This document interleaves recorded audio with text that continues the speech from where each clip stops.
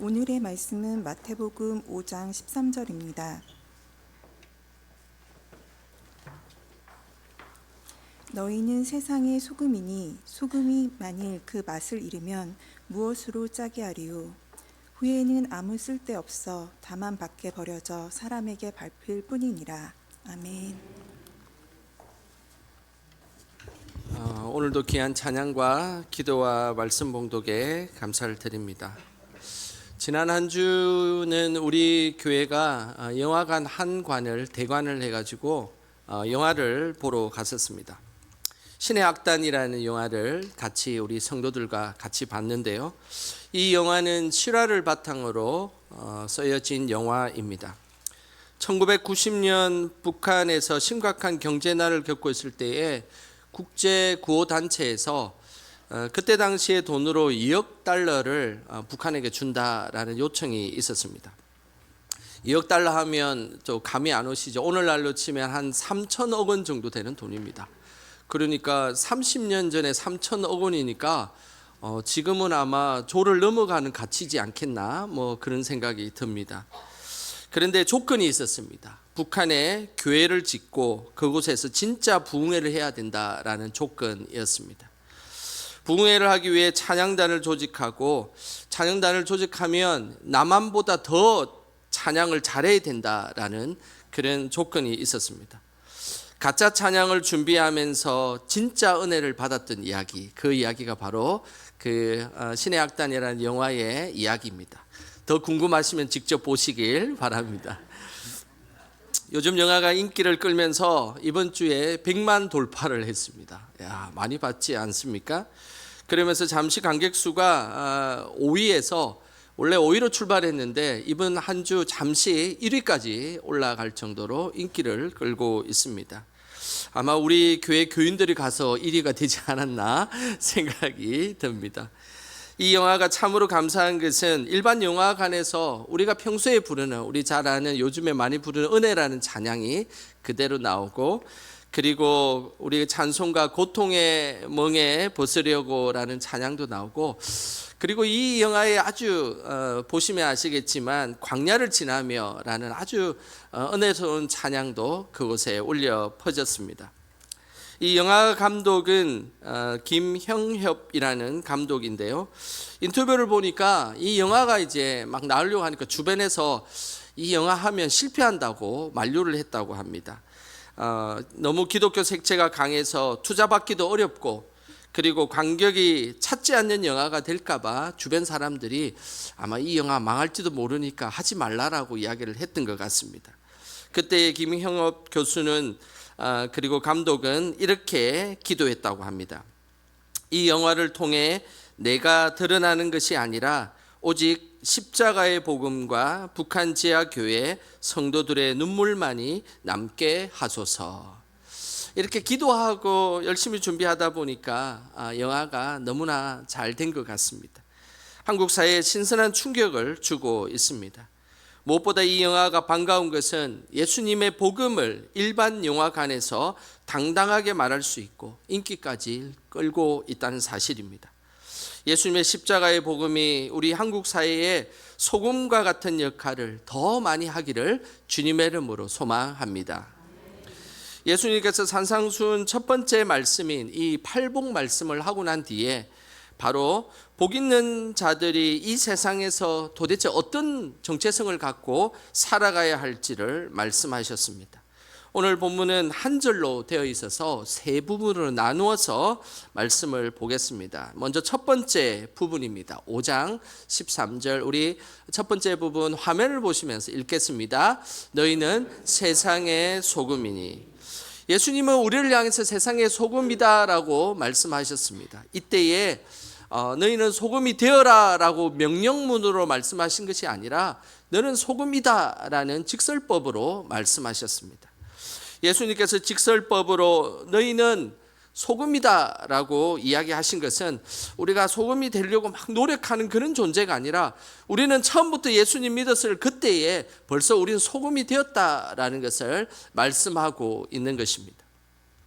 예수님께서 이렇게 우리가 소금이 되었다라는 것을 말씀하시면서 우리가 소금이기에 소금과 같은 정체성을 가지고 이 땅을 살아가는 것, 이것이 예수님 믿는 사람들의 모습임을 우리에게 말씀하고 있는 것입니다. 예수님 시대는 소금이 매우 귀한 그런 재료였습니다.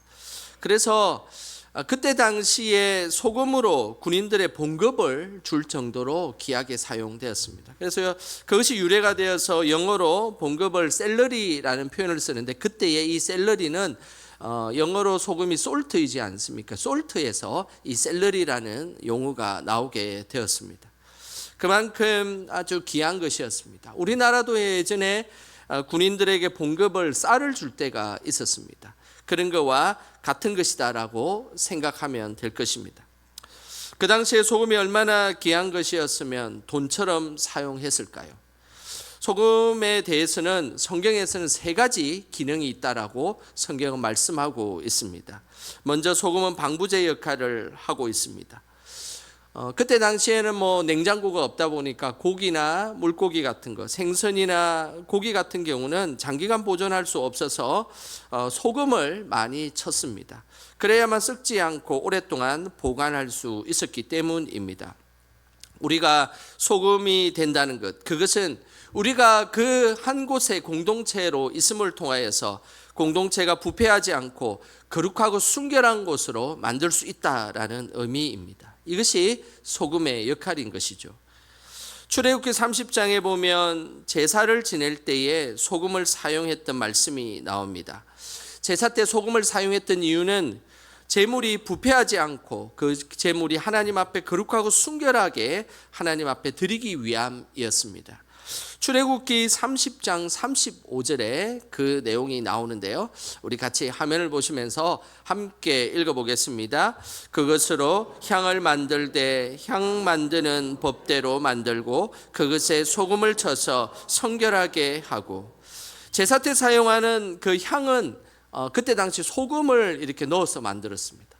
성경에서 이 향이라는 것은 우리 그리스도인의 기도를 의미하고, 이 기도를 의미하는 곳에 소금을 넣었다는 것은 우리가 기도로 나아갈 때 하나님 앞에 거룩하고 순결하고 부패되지 않는 그런 것으로 나아간다라는 의미가 이곳에 담겨 있습니다.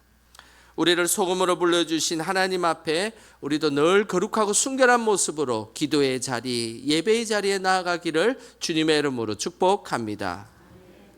소금의 또 다른 역할은 치료제의 역할입니다. 예수님 당시에는 딱히 약이 많지 않았습니다. 그런데 그때 당시에 소금을 약으로 많이 사용했습니다. 유대의 문헌을 보면 이 소금으로 치통을 관리하고 고쳤다라는 기록이 있습니다. 우리도 지금은 그렇지 않은데 예전에는 그래도 치약 대신 소금으로 양치질을 했지 않습니까? 그런 것 같이 소금이 우리의 그 어떤 정결하게 해주는 것뿐만 아니라 치통도 고쳐주는 그런 역할을 했기 때문입니다. 에스겔서 16장에도 이스라엘 백성들이 소금을 치료제로 사용했던 모습이 나옵니다. 에스겔서 16장 4절 말씀입니다. 우리 같이 한번 읽어보겠습니다. 내가 난 것을 말하건대 내가 날 때에 내 배꼽줄을 자르지 아니하였고 너를 물로 씻어 정결하게 하지 아니하였고 내게 소금을 뿌리지 아니하였고 너를 강보로 싸지도 아니하였나니. 이스라엘 백성들은 그때 당시에 아이가 갓 태어나면 소금을 아이들에게 뿌렸던 것입니다. 이렇게 갓 태어난 아이에게 소금을 뿌렸던 것은 다른 병균에 감염되지 않도록 하기 위함이었습니다. 그리고 소금은 신생아의 피부를 보호하는 역할을 했습니다. 아직 세균과 바이러스를 몰랐던 시절에도 이스라엘 백성들은 소금을 사용함을 통하여서 생명을 보존하는 치료제로 그 소금을 사용한 것입니다. 우리를 소금으로 불려주셨다는 것, 그것은 우리도 회복과 치유의 역할을 감당해라라는 하나님의 뜻이 담겨 있습니다. 육체적인 어려움이든 정신적인 어려움이든 우리가 사는 이 땅의 삶은 늘 질병의 어려움에 노출되어 있습니다. 이럴 때 우리는 하나님의 도우심을 위해 기도해야 합니다. 그 기도의 자리가 바로 하나님 앞에 소금을 드리는 자리인 것입니다. 또한 이들의 연약함을 실제로 도와주어야 합니다. 이것이 소금의 역할인 것입니다. 우리 삶의 소금처럼 치유와 회복의 역사가 있는 곳에 우리가 쓰임받기를 주님의 이름으로 소망합니다. 마지막으로 소금의 역할은 맛을 내는 역할을 하는 것입니다. 이것이 소금의 가장 중요한 역할이죠. 오늘 본문의 중간 부분 화면을 보시면서 같이 함께 읽어보겠습니다. 소금이 만일 그 맛을 잃으면 무엇으로 짜게 하리요? 소금의 가장 중요한 역할은 맛을 내는 것입니다. 싱거운 음식에 소금이 탁 들어가면 그 음식의 풍미가 더 진하게 되는 것입니다. 아무리 좋은 식재료를 막 잔뜩 넣어도 사실은 그곳에 간이 맞지 않으면 그 음식이 맛있지 않습니다. 그래서 소금의 농도 그리고 소금을 넣는다는 그것은 바로 음식의 맛을 결정하는 것이라는 것을 우리는 기억해야 합니다. 일본의 한 대학이 이런 것을 연구했습니다. 도대체 소금을 얼마만큼 넣어야 사람들이 가장 맛있어하는 농도일까를 실험하였습니다. 그 결과 보통은 요리를 할 때 한 1% 정도 소금을 넣는다고 합니다. 그런데 연구를 계속 해보니까 자극적이지 않으면서도 가장 맛있는 소금의 농도는 0.6%다라는 것이 발견되게 되었습니다. 그래서 이 연구를 토대로 모든 음식에 0.6%의 소금을 집어넣었습니다. 학생 구내식당을 운영을 했는데 0.6%의 이 소금을 학생 구내식당에 넣어서 해보니까 학생들이 너무나 음식이 맛있다고 그렇게 칭찬을 했던 겁니다. 그러면서 이 칭찬이 그 학생들로 끝나는 것이 아니고 옆에 그 이웃 주민들도 이 학생 대학교 구내식당에 가서 식사를 하는 그런 놀라운 일들이 벌어지게 되었던 것입니다. 그러면서 이 식당이 유명해져서 책까지 이렇게 출간하게 되었습니다. 여자 영양대학의 학생 식당이라는 아주 유명한 일본의 그 책입니다. 1%도 안 되는 소금, 그 소금이 사람의 입맛을 결정짓고 최고의 요리로 만든다는 것입니다. 우리 삶에 1%도 안 되는 소수의 소금만 있다면 부정부패가 가득한 곳이 아름다운 감동의 곳으로 우리도 만들 수 있다는 것을 기억하셔야 합니다. 열왕기상 22장에 보면 북이스라엘에서 가장 악독한 왕 아합왕이 등장합니다. 근데 이 아합왕 주변에는 400명의 선지자들이 있었습니다. 이 400명의 선지자들은 아합왕이 죄를 짓고 우상을 숭배하고 나쁜 짓을 해도 아합왕이 잘 될 것이다라는 예언만 했습니다. 그래서 400명의 가짜 선지자들은 하나님의 말씀을 그대로 전하지 않고 오히려 악한 아합왕의 잘못을 더 부추기는 행동을 했습니다. 이런 시대에도 0.6%의 소금과 같은 선지자가 있었습니다. 미가 선지자입니다. 미가 선지자는 아합 왕을 두려워하지 않았습니다. 하나님의 말씀을 그대로 전달하는 사람이었습니다. 아합 왕이 이제 모압과 전쟁을 치르게 되었을 때, 아합 왕이 이 아람과 전쟁을 치르게 되었을 때에 우리가 승리할 것인가를 물어보았을 때 400명의 선지자는 승리할 것입니다. 얼른 가서 전쟁에 임하십시오 라고 이야기를 했습니다. 그런데 미가 선지자는 그렇게 이야기하지 않았습니다. 열왕기상 22장 23절 말씀입니다. 같이 한번 읽어보겠습니다. 이제 여호와께서 거짓말하는 영을 왕의 모든 선지자 입에 넣으셨고 또 여호와께서 왕에 대하여 화를 말씀하셨나이다. 여호와께서 400명의 선지자 입에 거짓말을 넣으셨다라고 말씀하였습니다. 그러면서 또 여호와께서 아합 왕이 이 아람과 전쟁을 치르게 되었을 때 화를 당하게 될 것이다라는 분명한 하나님의 말씀을 전하게 되었습니다. 결국 아합 왕은 아람과의 전쟁에서 죽게 되고 이 400명의 선지자들은 거짓 선지자라는 것이 온 천하에 드러나게 되었던 것입니다. 400명이 선동해도 흔들리지 않는 한 명, 그것은 바로 0.6%의 소금과 같은 사람입니다. 하나님의 맛을 내는 사람인 것입니다. 미가 선지자는 소금 같은 인물이 될 수 있었던 것은 다른 것이 아니었습니다. 그냥 하나님의 말씀을 있는 그대로 전하고 믿었기 때문입니다.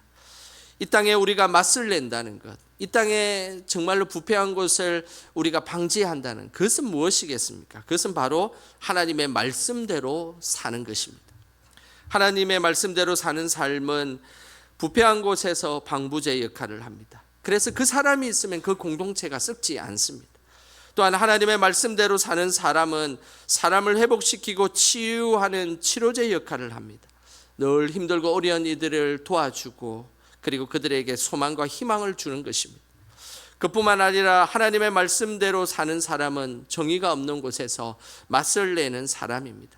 모두가 불의하고 모두가 거짓말하는 그곳에서 참말을 말하고 진실되게 살아가는 것, 그럼을 통하여서 그 사람을 통하여 이 세상이 정말 살맛나는 세상이다, 정말 만나는 곳이다 라는 것을 만들어주는 사람, 그 사람이 바로 하나님의 말씀대로 살아가는 사람입니다.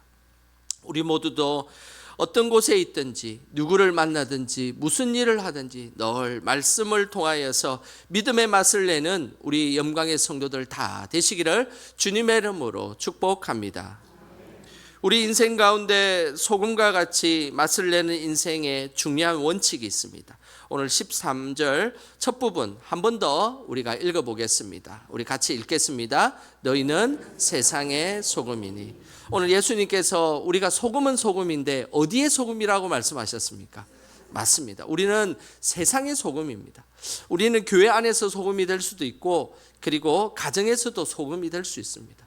그런데 꼭 기억하셔야 될 것은 오늘 예수님께서 우리에게 말씀하신 것은 우리는 세상의 소금이다라고 말씀하셨다는 사실입니다. 세상이라는 이 단어는 헬라어로 게스라는 단어를 쓰는데 이것은 땅, 이방인, 이방 땅 이런 뜻입니다. 이것을 세상의 소금이 되라라는 것을 원어적으로 표현하면 예수님을 믿지 않는 이방 땅에 가서 소금이 되어라라는 것입니다. 내가 잘 아는 곳, 내가 친숙한 곳, 그곳에서 소금의 역할을 감당하는 것, 그것도 참 중요한 일이긴 하지만 그런데 그것이 예수님께서 원하시는 것이 아니었습니다. 예수님께서 원하시는 것은 바로 이방 땅에서 하나님을 믿지 않는 곳, 예수님을 믿지 않는 곳에서 소금이 되라라고 말씀하고 있는 것입니다. 우리는 교회 안에서 소금의 역할을 감당해서는 안 됩니다. 우리는 세상에서 소금의 역할을 감당하라는 것입니다. 그리고 세상에 믿지 않는 사람들에게 말씀의 진리대로 살아감을 통하여서 보란듯이 세상을 향해 우리는 소금이 되어야 하는 것입니다. 1863년 1월 1일 링컨은 미국에서 노예 해방을 공식적으로 선포하였습니다. 링컨이 노예를 해방시키려고 했던 것은 피부 색깔이 달라도 우리는 똑같은 인격체이고 그리고 하나님이 창조하신 것이라는 말씀을 토대로 그가 결정했기 때문입니다. 노예 해방을 위해서 미국은 남쪽과 북쪽이 나뉘어 전쟁을 치렀습니다. 노예 해방을 찬성하던 이 링컨의 북쪽군 그리고 노예 해방을 반대하던 남쪽군 이들이 치열하게 전쟁을 했습니다. 그런데 전쟁을 할수록 오히려 노예 해방을 찬성했던 북군이 남군에게 밀리기 시작했습니다. 그러면서 참모들이 링컨에게 찾아와서 이런 이야기를 했습니다. 하나님이 왠지 우리 편이 아닌 것 같습니다.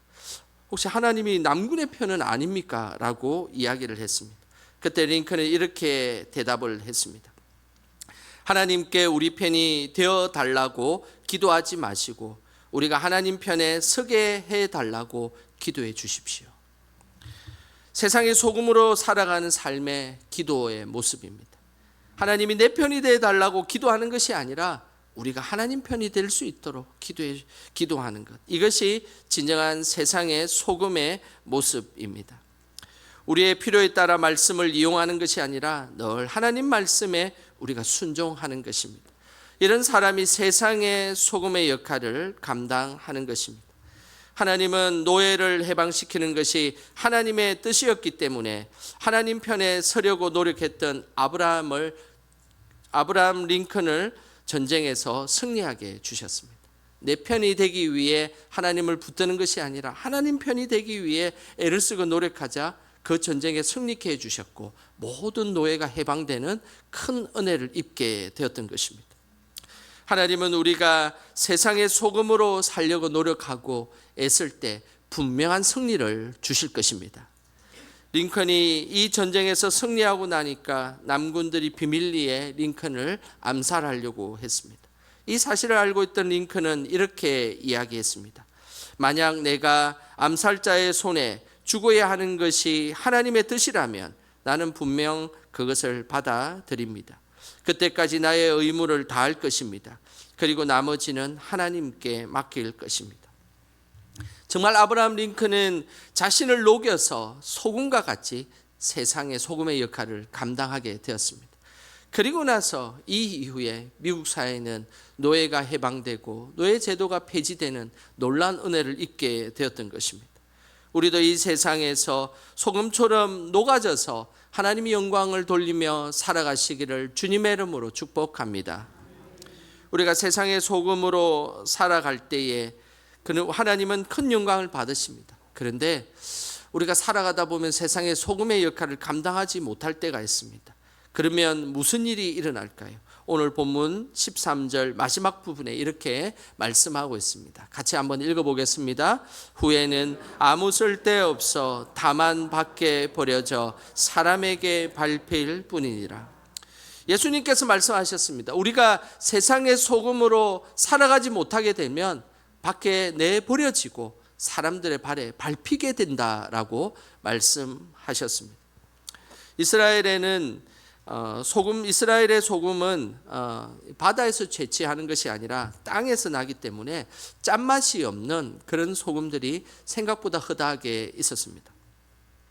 사진을 한번 보겠습니다. 이스라엘에는 이 요단 지구, 이 갈릴리 호수와 요단강 사이 지구를 요단 지구라 그러는데 저 위에 있는 갈릴리 호수에서 이렇게 물이 쭉 내려오면 사해까지 이렇게 내려옵니다. 그런데 이 골짜기가 특이하게도 일반 수평선보다 더 아래에 이것이 있습니다. 특별히 사해는 세계에서 가장 낮은 그런 땅입니다. 마이너스 430m 밑에 있습니다. 그래서 성지순례를 가면 사해를 이렇게 내려가는 길이 이렇게 빙빙빙빙 돌아서 내려가는데 내려갈 때 100m, 마이너스 100m, 마이너스 200m, 마이너스 300m 표지판이 있습니다. 그래 나중에 사해에 이제 도착하게 되는데 이것은 수백만 년 전에 사실은 바다였습니다. 비가 오면 땅에 있었던 염분이 다 녹아가지고 사해 쪽으로 다 이렇게 몰리는데 그 사해는 이제 더 이상 물이 밖으로 나갈 데가 없으니까 그곳에 소금이 이렇게 자연스럽게 그 바위처럼 성장하게 됩니다. 이런 곳에 주변의 땅에 돌처럼 굳어 있는 소금을 가지고 이스라엘은 많이 사용하였습니다. 그런데 이 소금돌이 세월이 지나면서 계속 이렇게 비가 내리니까 짠물은 싹 빠져버리고 그냥 소금처럼 생겼지만 짠맛이 나지 않는 그런 돌이 생각보다 그 주변에 많이 있었습니다. 그래서 간혹 소금을 샀는데 집에 와서 사용하려고 보니까 짠맛은 없고 그냥 소금 모양만 있는 것이 실제로 많았습니다. 그럴 때 소금을 산 사람들은 매우 기분 나쁘고 불쾌하겠죠.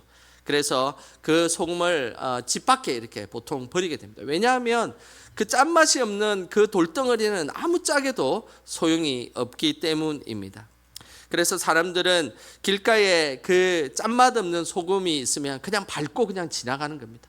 그리고 쓸모없는 소금이라 생각했기 때문에 그 소금을 밟으면 정말 재수 없다라고 조롱까지 하였다고 합니다.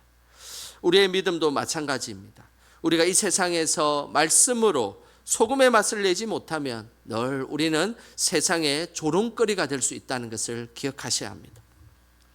실제 한국 사회에서 일반 국민들은 우리 기독교인들을 어떻게 생각하고 있을까요?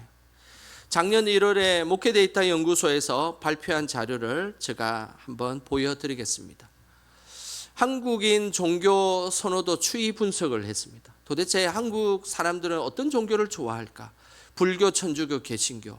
안타깝게도 개신교가 꼴찌했습니다.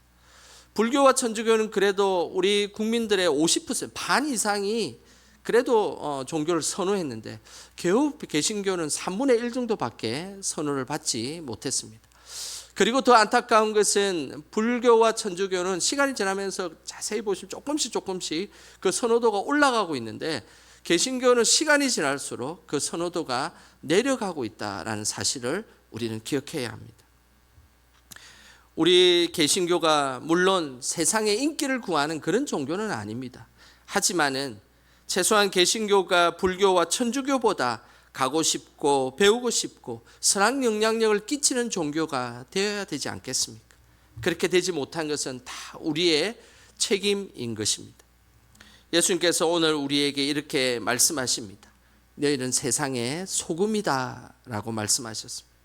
세상의 소금이 되기 위해 노력하는 존재가 아니라 우리가 예수님 믿었다면 그 순간부터 우리는 세상의 소금인 것입니다. 예수님의 말씀처럼 이미 소금인 우리가 이 세상의 소금 맛을 내몰 통하여서 힘들고 어려운 곳, 그리고 부패하는 곳, 그리고 정의와 그리고 공의가 없는 그곳에 우리가 선한 영향력을 끼치는 그런 소금과 같은 우리 믿음의 성도들 다 되시기를 주님의 이름으로 축원합니다. 이 시간 찬양하며 기도하는 시간 갖겠습니다. 오늘 이 함께 부를 선한 능력으로라는 이 찬양은 보네프 목사님이 지은 세계적인 찬양입니다. 보네프 목사님은 히틀러의 그 폭정에 대항하면서 감옥에서 지냈습니다. 그러면서 그 감옥에 지내면서 이제 순교를 얼마 앞두고 그 보네프 목사님이 이 찬양의 노래와 찬양과 가사를 이렇게 작곡하였습니다. 그러면서 이 찬양의 가사를 잘 보면 그 보네프 목사님이 자신을 소금처럼 녹여서 이 세상을 그 참으로 정의로운 세상을 만들려고 노력했던 그 흔적들이 이 가사에 고스란히 담겨 있습니다.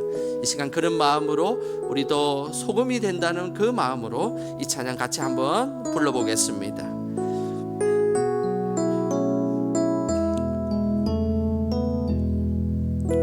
주 선한 능력으로 하느시네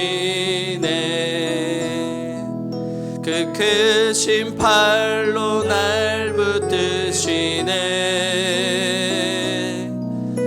절망 속에도 흔들리지 않고 사랑하는 주 얼굴 구하리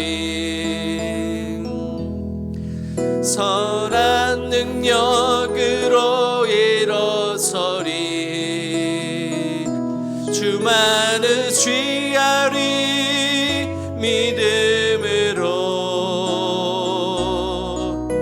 우리 고대 안에 주 오실 그날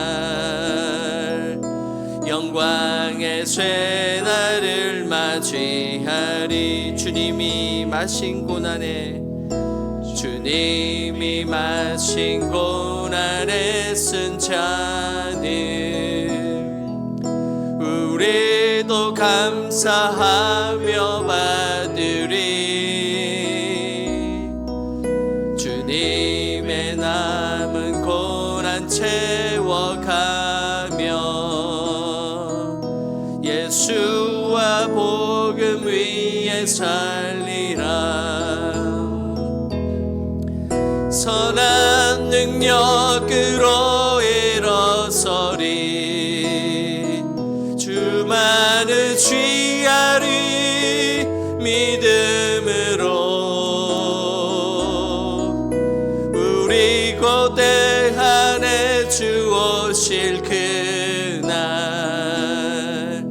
승리의 새날을 맞이하리 이 시간 우리 합심하여 함께 기도하길 원합니다. 하나님 우리를 세상의 소금으로 불러주셨습니다. 하지만 우리는 늘 소금으로 살지 못했던 연약함이 있습니다. 이 시간 선한 능력을 주셔서 선한 영향력을 끼치는 그런 우리의 믿음이 되게 하여 주시옵소서. 우리가 사회의 지탄을 받는 존재들이 아니라 소금의 역할을 감당하기 위해 하나님 선한 영향력을 끼치는 우리가 되게 하여 주시옵소서. 이 시간 우리에게 그런 믿음 가질 수 있도록 이 시간 주여 한번 크게 부르고 합심하여 기도하겠습니다. 주여 하나님 아버지 주님의 은혜를 구하며 하나님 앞에 나아갑니다. 하나님 저희들을 소금으로 사용하여 주시옵소서. 우리는 이 땅에 그렇게 하나님 앞에 온전히 살아가지 못했음을 고백합니다. 이 시간 오셔서 우리에게 선한 능력 주시는 주님께서 우리에게 다시금 은혜 허락하여 주셔서 세상의 소금이 되게 하여 주시옵소서. 시대가 갈수록 하나님 정의와 불의가 판을 치지, 하나님 판을 칠 때마다 정의롭게 살게 하여 주시고 하나님 진실되게 살게 하여 주시고 우리가 하나님 앞에 온전한 모습으로 살게 하여 주시옵소서. 하나님, 우리에게 힘과 용기를 주셔서 진정으로 소금 같은 삶으로 하나님 앞에 영광 돌리며 새날을 허락하여 주시옵소서. 하나님 아버지, 믿음 없는 저희들을 세상의 소금으로 삼아 주셔서 감사드립니다. 예수님처럼 우리가 세상의 소금 역할을 감당할 수 있도록 힘과 능력을 주시고 이 시대 속에서 맛을 내는 삶을 살게 하옵소서. 시대가 갈수록 우리 기독교인들이 사회의 지탄을 받는 존재가 아니라 이 시대의 소금 역할을 감당함으로써 선한 영향력을 끼치는 우리들이 되게 하옵소서. 우리에게 승리의 새날을 주시는 예수님의 이름으로 기도드립니다. 아멘.